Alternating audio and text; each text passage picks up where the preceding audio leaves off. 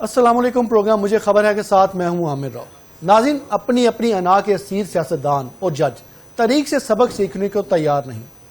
جب سیاسی معاملات ججوں کے سپرد ہوئے، انہوں نے اپنی ذاتی مفاد کو انصاف کا نام دے کر فوج کو سیاست میں مداخلت کا موقع فراہم کیا، یا یوں کہہ لیں فوج کی خواہش پر انہیں یہ فخریہ پیشکش ہوئی.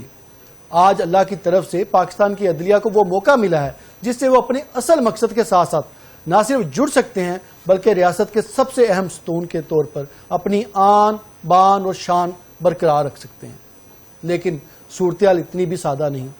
کسی بڑے کو بڑی قربانی دینا ہوگی، کسی بڑے کو بڑا آدمی بن کر دکھانا ہوگا، بڑی عدالت کے بڑوں کو بڑے فیصلے کرنا ہوں گے.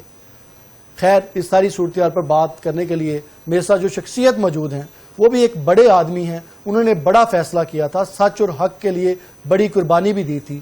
یعنی میری مراد سابق جج شوکت صدیقی صاحب ہیں، ہمارے ساتھ ویڈیو لنک کے ذریعے موجود ہیں. جس صدیقی صاحب جو اسلام آباد ہائی کورٹ کے 6 ججز ہیں، انہوں نے اپنے امیجیٹ باس یعنی کہ چیف جسٹس اسلام آباد ہائی کورٹ سے شکوہ کیا ہے کہ انہوں نے ان تک اپنا مدعا پہنچایا تھا لیکن ان کی سنوائی نہیں ہوئی. آپ کو جب یہ مسئلہ درپیش ہوا تو آپ نے بھی کسی سے رابطہ کیا تھا، اور کیا آپ کی اس وقت سنوائی ہوئی تھی؟ جی، میں نے اپنے جو ہمارے اس وقت کے چیف جسٹس صاحب تھے، میں نے ان کے نوٹس میں 12 یہ معاملہ لے کے آیا تھا، اور پھر میں اس کے بعد چیف جسٹس آف پاکستان سے بھی 3 مرتبہ ملاقات کے لیے ٹائم مانگا تھا، لیکن انہوں نے مجھے ملاقات کا وقت. اور پھر ظاہر ہے اس وقت ایک عمومی تاثر جو ہے وہ ایک ہر پاکستانی بھی محسوس کر سکتا تھا. اور باقی میں جج صاحبان کے بارے میں نہیں کہہ سکتا، لیکن میں کم از کم ذاتی طور پر اس تاثر کو فیل کر رہا تھا جو اس وقت کی سپریم کورٹ کی اعلیٰ قیادت کے درمیان ہم آہنگی اور سیم پیج پہ ہونے کا تھا. تو اس لیے بہت سی چیزیں جو ہے وہ ہم نے کوشش کی کہ بڑے محتاط طریقے سے چل کے بات پہنچائی جائے. میں نے مختلف کیسز کے آرڈر میں آبزرویشنز ریکارڈ کرنے کے بعد کم از کم 6 سے 8 کیسز میں وہ اس آرڈر کی کاپی جو ہے چیف آف آرمی اسٹاف کو بھی بھجوائی کہ آپ کے لوگ اس طرح کرتے ہیں، لیکن ظاہر ہے اس کے کسی قسم کا کوئی نہیں ہوا. تو پھر میں مجبور ہوتا میں نے پھر پنڈی باغ میں جو ہے وہ جو تقریر کرتے ہوئے یہ سارے انکشاف کیے تھے، کیونکہ میں یہ سمجھتا تھا کہ میں اپنے ڈیوٹی میں فیل ہو جاؤں گا اگر میں وقت سچ نہیں بولتا یا کم از کم عوام کو اس چیز سے آگاہ نہیں کرتا. اور عوام کو آگاہ کرنے سے مراد وکلاء کے تھرو تھا. تو جو میں نے کیا، اور اس کی ظاہر ہے میں نے ایک سچ بولنے کی سزا بھی بھگتی اور 6 سال کا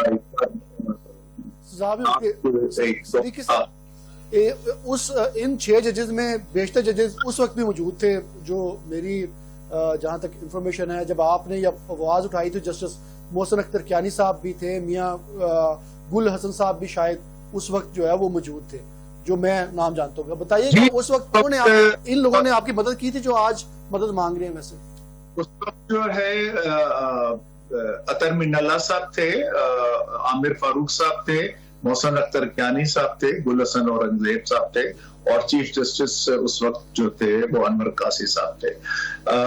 اصل میں یہ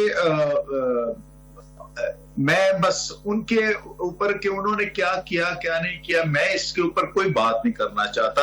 لیکن میں صرف یہ ضرور کہنا چاہتا ہوں کہ میں نے یہ ساری جدوجہد جنگ اکیلے لڑی تھی، اور اس جنگ میں میرے ساتھ جو تھے میرے وکیل حامد خان صاحب تھے، میری فیملی تھی، لائرز کمیونٹی تھی، آپ کے میڈیا کے لوگ تھے. اس طرح یہ ایک چیز ہوئی. اور صدیقی صاحب بالکل آپ ان کو کچھ نہیں کہنا چاہتے، لیکن یہ بات جو ہے وہ سامنے آنا لازمی ہے کہ اس وقت جس وقت آپ نے یہ حق بات کہی اور اس وقت بہت دباؤ تھا، ہم ذاتی طور پہ اس کے وٹنس بھی اس بات کی گواہی بھی دیتے ہیں، کیا اس وقت یہ لوگ جو آج شکوہ کنواں ہیں یہ لوگ اس وقت کمپرومائز تھے؟ میں یہ بھی بالکل کسی کے بارے میں کوئی بات نہیں کرنا چاہتا، لیکن میں یہ کہتا ہوں کہ اس وقت بھی یہ چیز غلط تھی اور آج بھی یہ چیز غلط ہے، اور اگر اس وقت اگر کسی نے کم از کم اس حوالے سے کوئی میری آواز میں آواز اگر نہیں بھی ملائی، تو کم از کم میں یہ ضرور چاہوں گا کہ اس طرح کے الزامات کے اوپر تحقیقات ہونی چاہیے، اور یہ جو ابھی حکومت نے اور اعلیٰ عدلیہ کی قیادت نے جو ایک وے فارورڈ نکالا ہے، میں یہ سمجھتا ہوں کہ ایک یہ اچھی مثبت پیش رفت ہے، اور ہمیں توقع کرنی چاہیے کہ کم از کم کچھ چیزیں جو ہے وہ ایک ریکارڈ کے اوپر آ جائیں گی، تاریخ کے صفحوں پہ جو ہے وہ ان کا اندراج ہو جائے گا۔ اللہ کرے کہ اس کے نتیجے میں جو ہے یہ جج صاحبان بھی اپنے آپ کو مینٹلی بھی سیکیور فیل کریں، اور فزیکلی بھی ان کو یہ یقین ہو کہ ان کو کوئی ہارم نہیں پہنچایا جائے گا۔ صدیقی صاحب، یہ جو حکومت کی کاوش ہے اس پہ تو میں آگے جا کے بات کروں گا، آپ نے مشکل وقت میں اتنا کڑا سچ بولا تھا، آج آپ قوم کے ساتھ ساتھ ان ججز کے بھی ہیرو ہیں جس کی وجہ سے ان کو ہمت ملی کہ وہ آج بول رہے ہیں۔ لیکن ایک اور سچ آپ کو جو میرا ذاتی خیال ہے بتانا چاہیے تاکہ عوام کو پتہ چلے، جب آپ نے حق کا علم بلند کیا اس وقت کون کون سے ججز تھے جو جنرل فیض سے فیضیاب ہو رہے تھے، اور ان کے کہنے پہ آپ کے ساتھ جو میری اطلاع ہے وہ سماجی رابطے بھی ختم کر دیے گئے تھے؟ دیکھیں، میں اگین یہ بڑی میرے لیے بھی یہ تکلیف دہ چیز ہے کہ میں اس چیز کو مطلب دہراؤں یا بات کروں۔ بس میں یہ سمجھتا ہوں، میرا خیال ہے کہ اس کو آپ کافی سمجھیں جو میں نے یہ کہا ہے کہ میں نے اکیلے نے یہ جنگ لڑی تھی، اور الحمدللہ میری فیملی میرے ساتھ تھی، میرے دوست احباب، عزیز رشتہ دار، لائرز کمیونٹی اور میڈیا کے لوگ، سول سوسائٹی کے لوگ، مطلب اس طریقے سے ہم نے یہ اللہ نے مجھے استقامت دی، میں کھڑا رہا، اور جس کے نتیجے میں اللہ تعالیٰ نے مجھے 22 مارچ کے 2024 کے فیصلے کے ذریعے سرخرو کیا۔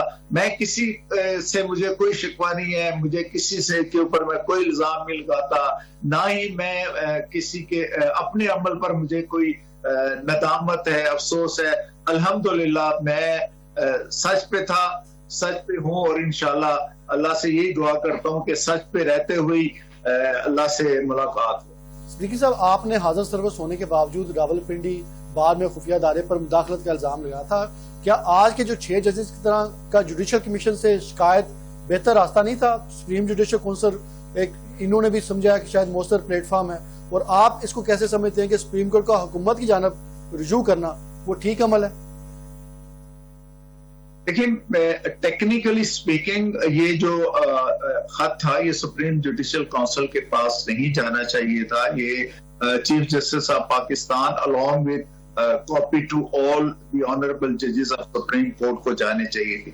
لیکن میں سمجھتا ہوں کہ چیف جسٹس آف پاکستان نے بڑا وائزلی ایکٹ کیا ہے، اور انہوں نے ٹیکنیکلٹیز میں پڑھنے کے بجائے اس سارے معاملے کو اپنے گھر کے سارے بڑوں کے سامنے رکھا ہے، اور وہ ہمارے بڑے جو ہیں وہ supreme court meeting, full court meeting ہم اس کو کہتے ہیں، اس میں اس کو رکھا ہے، وہاں پہ اس کو ڈسکس کیا گیا ہے۔ اس میں پھر یہ تجویز یقیناً ہوا ہوگا کہ اس کو ایگزیکٹو کے ساتھ اس معاملے کو ٹیک اپ کیا جائے، اور وہ چیف ایگزیکٹو کو کسی جوڈیشل آرڈر کے ذریعے سمن نہیں کیا گیا، بلکہ جو اپیرنٹلی لگ نہیں رہا ہے کہ اٹارنی جنرل صاحب سے کہا گیا ہوگا کہ آپ اس میٹنگ کو فیسیلیٹیٹ کریں، جو پھر ہوئی، اور ظاہر چیف ایگزیکٹو چیف جسٹس صاحب کے پاس آئے، وہاں پہ ایسے ہوا جیسے آپ فرما رہے ہیں کہ انہوں نے اٹارنی جنرل کے تھرو ہی ان کو بلایا۔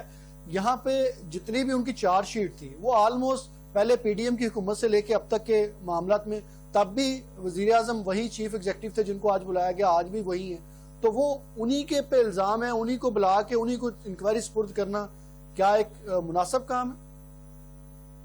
دیکھیں، سپریم کورٹ کے پاس تو اپنی کوئی فورس نہیں ہوتی، اپنی کوئی پولیس نہیں ہوتی، اپنا کوئی ایسا ان کے پاس ذیلی ادارہ نہیں ہوتا کہ وہ جا کے اپنے فیصلوں کے اوپر عمل درآمد کروائے۔ سپریم کورٹ نے اپنے فیصلوں کی ایگزیکیوشن تھرو ایگزیکٹو ہی کرانی ہوتی ہے، اور بجائے فیصلہ تو دیں، وہ تو ایگزیکیوشن بعد کی بات ہے۔ فیصلہ ابھی تو انہوں نے فیصلہ بھی ان پہ چھوڑا تھا کہ آپ فیصلہ کریں آپ نے کرنا کیا اور کیسے کرنا۔ कोई भी कदम उठाया जाएगा ना, कोई भी कदम उठाया जाएगा तो उससे तो 100% इत्मीनान किसी का भी नहीं हो सकता। मैं तो इस लिहाज से जब मैं इस केस को अपने केस के साथ मुआवजा करता हूं तो मैंने पहले भी कहा है कि उस वक्त कुछ नहीं हुआ, अभी कुछ होने जा रहा है। अभी टर्म्स ऑफ रेफरेंस फाइनल होनी है, अभी जो इस कमीशन को हेड करेंगे उनका नाम फाइनल होना है। लेट्स वेट एंड सी कि किस तरीके से ये चीजें जो है फर्दर मूव फॉरवर्ड होती हैं। और उसके बाद तो 184(3) का जिसके हवाले से बहुत से लोग बातें कर रहे हैं, वो रेमेडी तो उसके बाद भी अवेलेबल है, वो मोटो नोटिस भी उसके बाद अवेलेबल है।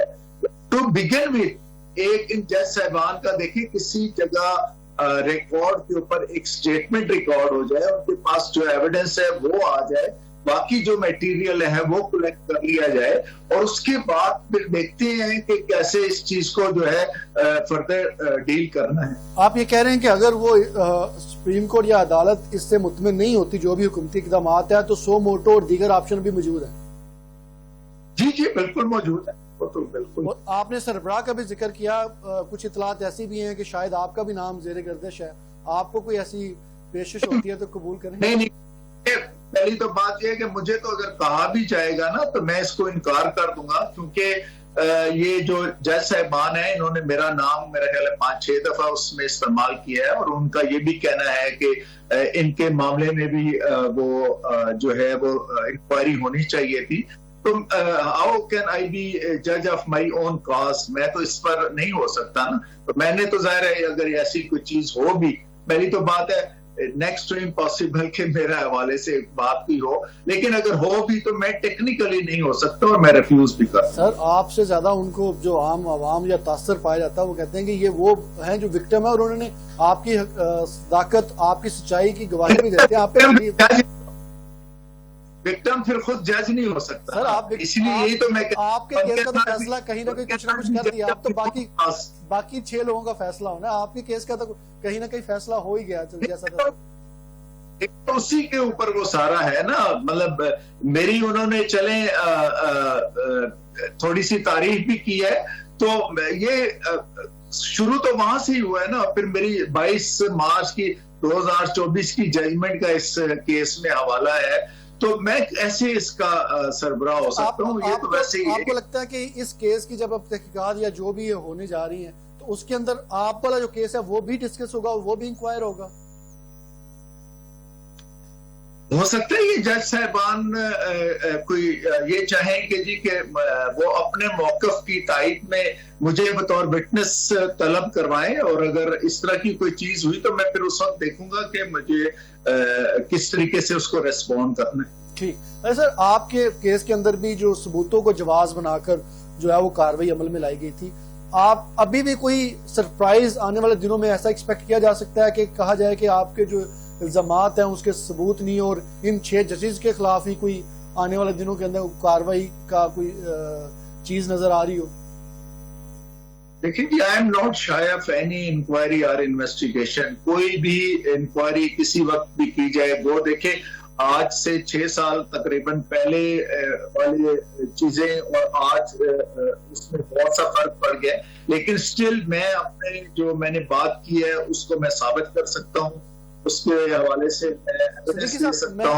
मैं शायद अपनी बात आपको कन्वे नहीं कर पाया। मैं आपको ये कह रहा हूँ कि मैंने आपके सबूतों, आपके जो चीजें हैं वो तो सबके सामने अब आ गई, आपको तो हाईकोर्ट के जजेस भी विटनेस कर रहे हैं, सारे लोग मान रहे हैं कि आपका जो केस है वो कितना वैलिड है। मैं ये कह रहा हूँ कि आपके खिलाफ भी जब कार्रवाई अमल में लाई गई थी तो सबूतों को जवाज बनाकर की गई थी।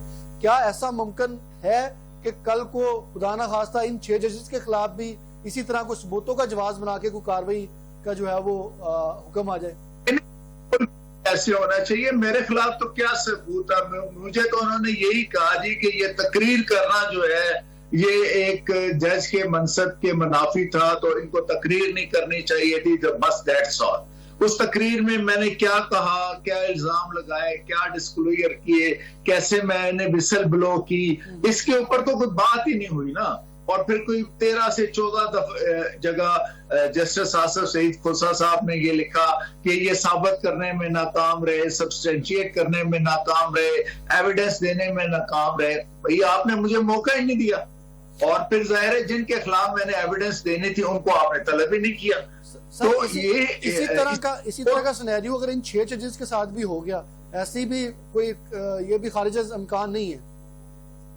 نہیں بالکل بھی نہیں ہے. میرا نہیں خیال کہ اب تو جو یہ ججمنٹ آ گئی ہے اس کے نتیجے میں سپریم جوڈیشل کونسل کو پابند کر دیا گیا ہے کہ آپ کسی بھی جج کے خلاف کوئی ریکمینڈیشنز تعدیبی کارروائی کی نہیں دیں گے جب تک کہ آپ اس سارے جج کے خلاف پوری انکوائری نہیں کر لیں.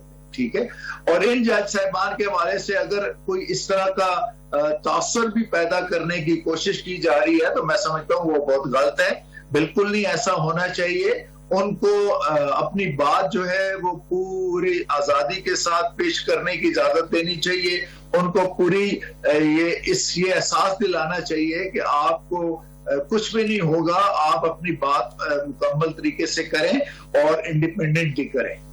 آپ کے پہلے فیصلے نے جو آپ نے یہ اناؤنس کیا تھا اس سے لوگوں کو ہمت ملی, اور آج بھی آپ کی ججمنٹ ان کو آئندہ بھی امید کرتے ہیں وہ جو ہے وہ کام آئے گی. جسٹس عمر عطا بندیال صاحب کا موقف رہا ہے کہ سپریم جوڈیشل کونسل کے فیصلے کو کہیں چیلنج نہیں کیا جا سکتا, تو اب وہ فیصلہ کیسے چیلنج ہوا اور یہ سارا کچھ تبدیل کیسے ہوا ہے سارے کیس کے اندر آپ کے والے سے؟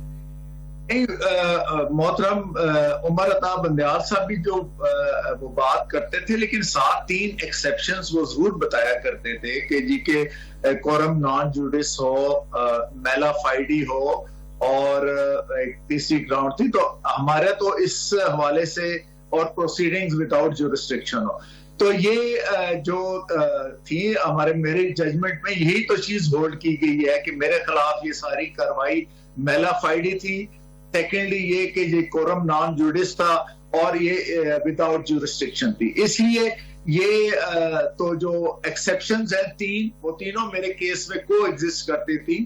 اور یہ بہرحال پاکستان کی ہسٹری میں یہ پہلا کیس ہے میرے والا کہ ایک سپریم جوڈیشل کونسل کی ریکمنڈیشن جو ایکٹ اپون ہو چکی ہوں وہ ریورس ہوئی ہوں. اور الحمدللہ یہ اسی لیے یہ جو جتنے بھی جج صاحبان ہیں اس فیصلے سے ان کو بھی یہ اسٹرینتھ ملی ہے کہ آپ ان کو خلاف کم از کم وداؤٹ انکوائری یا ان سمری مینر کوئی پروسیڈنگز کر کے ان کے خلاف کوئی ایسا ایکشن نہیں لیا جائے گا کہ ان کی ریموول ہو جائے. جی صدیقی صاحب, کیا ججز یا خفیہ ایجنسیز کے جو اعلیٰ عہدیدار ایک ریٹائرڈ جج کے سامنے پیش ہوں گے یہ جو بھی انکوائری ہوتی ہے, اور وہ ان کو پورے اعتماد سے سن کر کوئی غیر جانبدار فیصلہ دے سکتا ہے کوئی بھی ریٹائرڈ جج, جو کہ ابویسلی اب کوئی ججز جو حاضر سروس ججز کے ماتحت تو شاید کوئی انکوائری اب ہوگی بھی نہیں. ایک جج جو ہے حاضر سروس ہو یا ریٹائر ہو وہ کسی بھی جج کی جو سچویشن ہے اس کو بہتر طور پر سمجھ سکتا ہے, الا یہ کہ اس سے وہ کسی بدنیتی کے ساتھ کوئی کام نہ کر رہا. میں کیوں بار بار یہ آپ کے سامنے یہ بات کہہ رہا ہوں کہ اس لحاظ سے یہ بہت اچھی بات ہے کہ میرے والے معاملے میں کوئی انکوائری نہیں ہوئی تھی. ابھی کم از کم یہ ایک مسرت پیش رفت ہے کہ ایک کام یہ ہونے جا رہا ہے, اور ہو سکتا ہے کہ ایسے کوئی ویل ریپیوٹیڈ جج نامینیٹ ہو جائیں جس سے سب لوگ مطمئن ہو جائیں اور پھر ٹرمز آف ریفرنس سے بھی مطمئن ہو جائیں. اس لیے ہمیں بیفور ٹائم کچھ باتوں سے اوائڈ کرنا چاہیے, اجتناب برتنا چاہیے. لیٹس ویٹ کہ کس کو نامینیٹ کیا جاتا ہے اور کیا ٹرمز آف ریفرنس طے ہوتی ہیں, اور پھر جو بھی ریکمنڈیشن اس میں ہوتی ہیں اس کو ایکٹ اپون کروانے کے لیے سپریم کورٹ بھی اپنی جو مشینری ہے اس کو ایکٹیو کر سکتی ہے.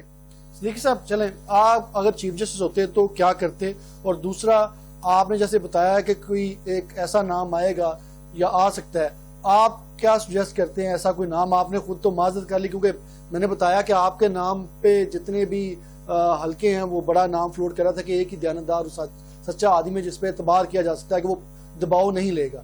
آپ چیف جسٹس ہوتے تو کیا کرتے؟ اور دوسرا آپ کو کون سا ایسا نام لگتا ہے کہ جس کے اوپر جو آپ تجویز کر سکیں یا آپ کو لگتا ہے کہ یہ نام ہے نان کنٹروورشل ہوگا, دباؤ بھی برداشت کر لے گا؟ نہیں دیکھیں, میں تو اپنے سے بہت زیادہ قابل, ایماندار اور لائق باقی سارے تہوار کو سمجھتا ہوں. میں کسی کی اس کے اوپر نہیں بہت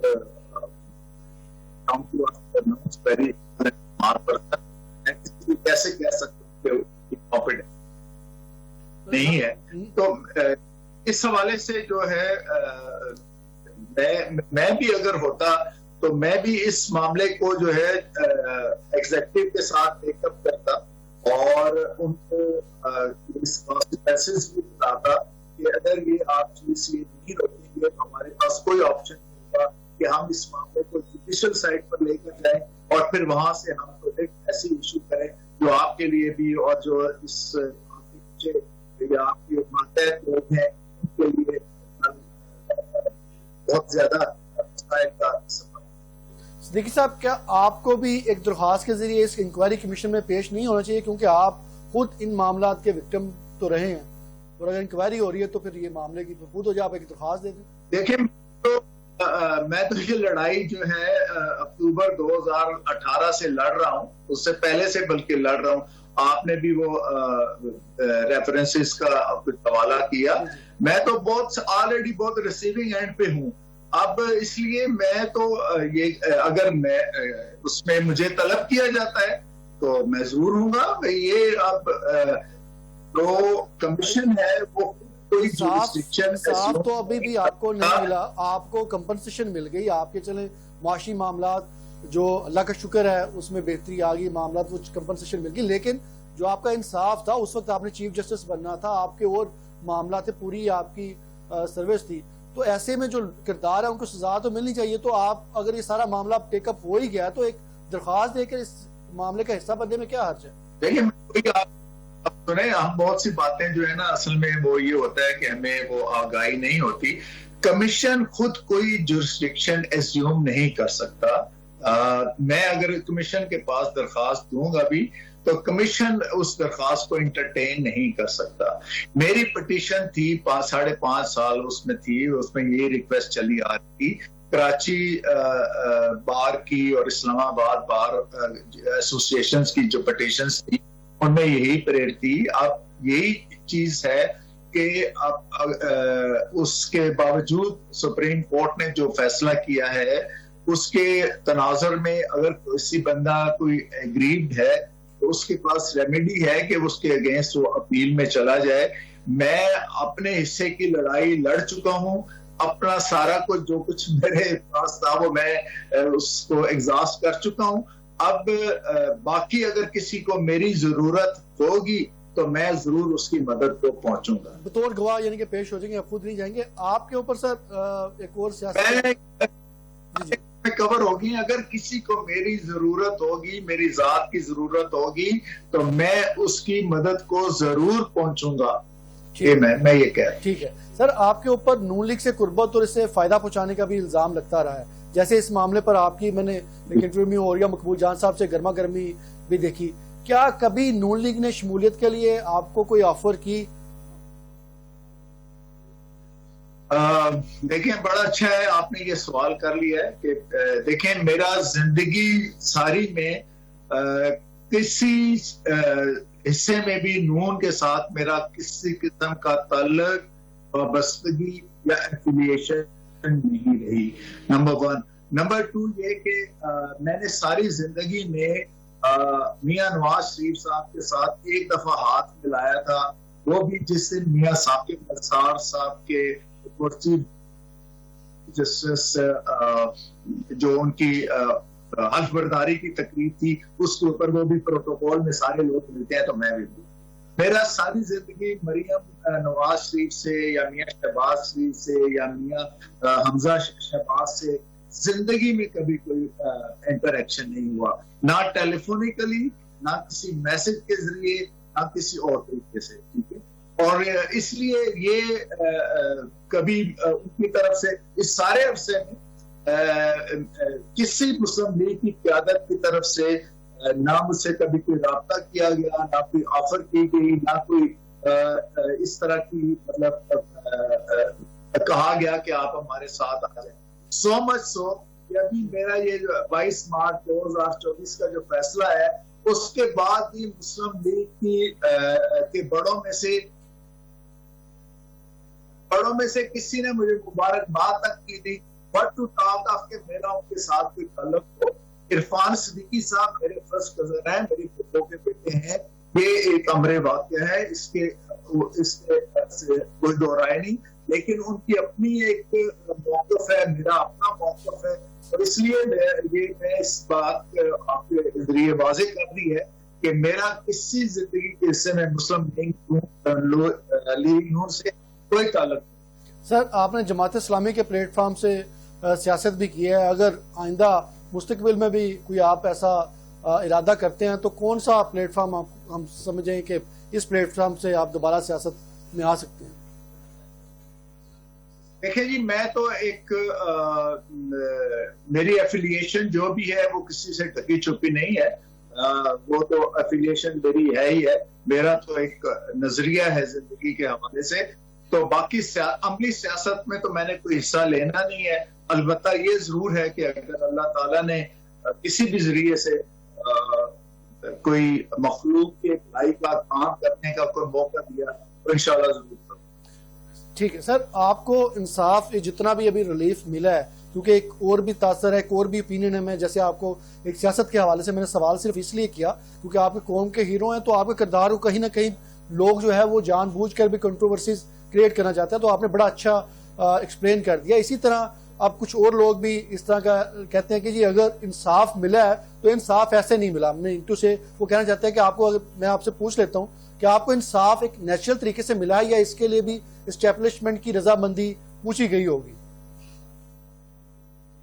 دیکھیں، اسٹیبلشمنٹ کی اگر رضامندی سے میں نے چلنا ہوتا تو میں تو سپٹمبر 2018 میں چیف جسٹس بن، میں نے تو ایک طویل جدوجہد کی ہے، اور بالآخر ظاہر ہے کیونکہ میں یہ سمجھتا ہوں کہ مجھے اس وجہ سے یہ میرے کیس کی سنوائی ہو گئی کہ قاضی فائز عیسیٰ صاحب خود اس ٹراما سے گزرے ہوئے تھے، انہوں نے خود یہ ایک سچویشن فیس کی ہوئی تھی، اور ان کو شاید بہتر اندازہ تھا کہ کوئی بھی جو جج ہے جو بالکل ہمبل بیک گراؤنڈ سے ہو، بالکل سفید پوش ہو، وہ کس طرح سے اپنے ان سارے حالات سے گزرتا ہے۔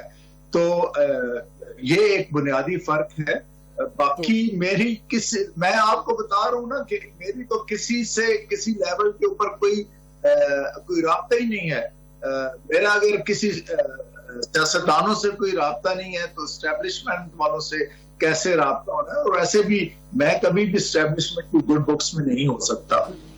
وہ گڈ بک میں نہیں ہو سکتا سر، لیکن سیاست جیسا کہتے ہیں کہ سیاست میں کچھ حتمی نہیں ہے، اس طرح اسٹیبلشمنٹ کی ڈیسیژن میں بھی کچھ حتمی نہیں ہے۔ نہیں ہو آپ نے جی آپ نے فائز عیسیٰ صاحب کی تعریف کی، سر آپ کیا سمجھتے ہیں اس وقت عدلیہ الیکشن کمیشن مکمل طور پہ آزاد اور خود مختار ہیں؟ کیونکہ ان پہ الزامات جو ہیں وہ بڑے سنگین قسم کے لگ رہے ہیں۔ دیکھیں، مجھے کوئی ایک دور بتا دیں عدلیہ کا جب اس پر الزامات نہ لگتے ہوئے ہوں، ٹھیک ہے؟ میں تو جب عدلیہ کے اندر تھا تو میں نے اس وقت کی تو میں ضرور باتیں کی ہیں، بتا سکتا ہوں، اس کے حوالے سے کوئی بھی سٹیٹمنٹ جاری کر سکتا ہوں، لیکن اب میں جب عدلیہ میں نہیں ہوں تو میں عدلیہ کے اندر کی باتیں کیسے بتا سکتا ہوں؟ اس حوالے سے جو آپ کا تاثر ہو سکتا ہے، آپ کا تاثر اور ہو، میرا تاثر مختلف ہو، تاثرات ہی ہیں نا، پریزمپشنز ہی ہیں اور سپیکولیشنز ہی ہیں، اس لیے ہر بندے کی مختلف ہو سکتی ہے، اس پر کوئی کنسنسس کبھی بھی نہیں ہوا کرتا، اور اس لیے میں اس پر کوئی کمنٹ نہیں کرتا۔ سر آپ نے اپنی تقریر، میں نے آپ کی تقریر جو سنی تھی، آپ نے اس تقریر میں فرمایا تھا کہ جسٹس منیر کا کردار ہر کچھ عرصے بعد زندہ ہوتا ہے۔ موجودہ صورتحال میں آپ کو کیا لگتا ہے، جسٹس منیر کا کردار زندہ ہے یا جسٹس کارلینیس کا؟ دیکھیں، میں اگین آپ سے یہی کہا ہے کہ میں اس حوالے سے آپ سے کوئی بھی بات نہیں کر سکتا۔ جسٹس منیر کے کردار جو ہیں وہ ہر کچھ عرصے بعد جو ہے وہ زندہ ہوتے ہیں، اور جسٹس کارلینیس کے کردار جو ہیں وہ بھی جو ہے اس وقت کے حوالے سے وہ دیکھا جائے تو وہ میں کوئی یہ ضروری نہیں ہے کہ آپ جسٹس کارلینیس کو یہی کہیں گے کہ وہ ان کا بہت زیادہ وہ تھا، ان کے حوالے سے بھی شکایات بعد میں بنے تھے۔ چیلنجز ہوتے ہیں، ہر دور کے اپنے معروضی حالات ہوتے ہیں، ہر دور کی اپنی پریفرنسز ہوتی ہیں اور پرائرٹیز ہوتی ہیں۔ تو میں تو اس وقت کم از کم سمجھتا ہوں کہ جو پچھلے جو 4 چیف جسٹسز کے ادوار جو گزرے ہیں ان سے موجودہ چیف جسٹس کا دور بہت بہتر ہے۔ بہت بہتر ہے. چلیں سر, مریم نواز صاحبہ نے اپنے مقدمات اور ابھی تقریروں اور ریسنٹ جو گفتگو ہے اس کے اندر کافی آپ کا حوالہ بھی دے رہی ہیں, آپ کی تعریف بھی کر رہی ہیں. یہ محض اتفاق ہے یا وہ واقعی میں آپ کو مسلم لیگ نون بطور پارٹی جو ہے وہ ایکسیپٹ کرنے کی پوزیشن میں ہے؟ پہلے آپ کو جواب دے چکا ہوں. یہ اس کے حوالے سے تو آپ مریم نواز صاحبہ سے پوچھیں. میرے تو زندگی میں کبھی ان سے کوئی ملاقات نہیں ہے. میں پہلے اس چیز کو ایکسپلین کر چکا ہوں. سر آخر میں آپ سے یہ بھی جاننا چاہوں گا کہ آپ کو جیسے آپ نے بتایا کہ ایک خوشائند قدم ہے کہ چلیں کم از کم کچھ نہ کچھ ہو رہا ہے, what's ever is going on, یہ جو بھی انکوائری اور الزامات کے اوپر, آپ کو کتنی امید ہے کہ اس کے بعد یہ جو سلسلہ ہے وہ بند ہو جائے گا اور اس کے بعد جو آئندہ آنے والے ججز ہیں ان کو یہ چیلنج جو ہے وہ درپیش نہیں ہوگا؟ دیکھیں, جس طرح نیکی اور بدی جو ہے نا وہ روز محشر تک جاری رہے گی نا, اسی طرح یہ چیزیں بھی جو یہ کشمکش, حق اور باطل کی کشمکش, سچ اور جھوٹ کی لڑائی, اختیارات کے حوالے سے رساکشی, یہ بھی جاری رہے گی. یہ آپ کسی کو اسٹیریو ٹائپ چیزیں یا انہیں مکینیکل فیشن کوئی چیز نہیں کر سکتے. جب ہر جو ادارے کا سربراہ ہوتا ہے اس کا ایک جیسا مزاج نہیں ہوتا, اور ہر ایک اپنے مزاج کے مطابق جب چیزوں کو کرتا ہے تو ہمیں لگتا ہے کہ ابھی تبدیلی آ گئی ہے. تو وہ بیسیکلی ہر فرد اپنا ایک رول پلے کر رہا ہوتا ہے اپنی کیپیسٹی کے مطابق, اپنی استعداد کے مطابق. اب یہ چیز ہے کیونکہ ایک چیک ہوا ہے, بولنا شروع کیا ہے. میں نے الحمدللہ اس میں سب سے پہلے میں نے یہ کام شروع کیا. اب میں اکیلا تھا, اب 6 جج صاحبان ہیں, اس کے بعد ہو سکتا ہے مزید اس میں اضافہ ہو جائے. تو یہ جو بھی چیز اس کی ہوگی, میرا خیال ہے کہ اس میں بے حد جو ہے بہتری آئے گی اور بڑی رکاوٹیں کھڑی ہوں گی. جو بھی ایگزیکٹو کے لوگ یا انٹیلیجنس ایجنسیز کے لوگ اس حوالے سے جو کاروائیاں ڈالتے ہیں اس میں. سر آپ کے جو لیٹر لکھا ہے اسلام آباد ہائی کورٹ میں, اس میں آپ کے نام کے ساتھ, سن پا رہے ہیں سر آپ؟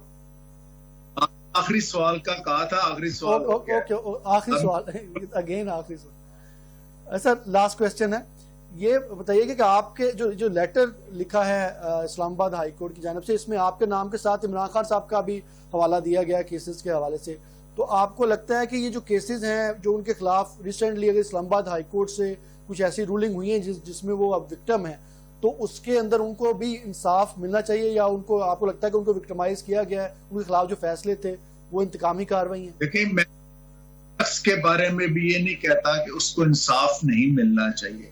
ہر کسی کو انصاف ملنا چاہیے. صرف عمران خان صاحب نہیں, ایک جو ہماری سڑکوں کے اوپر فٹ پاتھوں پہ بیٹھ کر جو بچے جوتیاں پالش کر رہے ہوتے ہیں نا, ان کو بھی انصاف ملنا چاہیے. بات یہ ہے انصاف فراہم کرنا ریاست کی ذمہ داری ہے, اور ہمیں یہ چاہیے کہ ہم صرف عمران خان صاحب کے لیے یا نواز شریف صاحب کے لیے یا آصف زرداری صاحب کے لیے انصاف طلب نہ کریں, ان کے لیے فکر نہ ہو. یہ دیکھیں کہ ان سب کے سے کم الزامات والے لوگ جو ہیں ان کو انصاف مل رہا ہے یا نہیں. ٹھیک ہے سر, بہت شکریہ آپ کے قیمتی وقت کا. ناظرین, ہمارے ساتھ موجود تھے سابق جو جج شوکت صدیقی. انہوں نے تمام تر صورتحال جو ابھی اسلام آباد ہائی کورٹ کے جانب سے جو خط لکھا گیا اس کے حوالے سے بھی, اور جو ان کے ساتھ اپنی بھی انہوں نے آبتی بتائی, اور انہوں نے بتایا کہ ان کے پاس جو ہے وہ کس طریقے سے جو ہے وہ پہلے ایک آفیسر آئے اور انہوں نے ان کے ساتھ بدتمیزی کی, اور اس کے بعد کس طرح ان کے گھر پہ جو جنرل ریٹائر حمید صاحب ہیں وہ آئے اور انہوں نے کیا کیا معاملات جو ہے وہ ان کے ساتھ ڈسکس کیے. انہوں نے ساری باتیں جو ہے تفصیل سے بتائی, اور ان ساری باتوں کا جو خلاصہ تھا وہ یہ بیان کیا. انہوں نے کہا کہ اب انصاف ہے.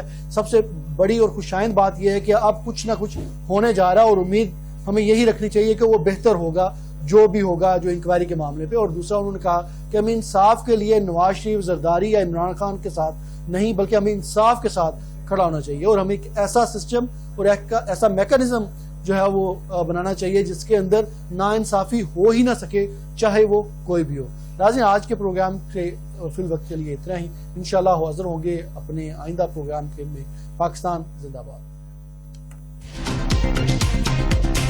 دوبارہ کر رہے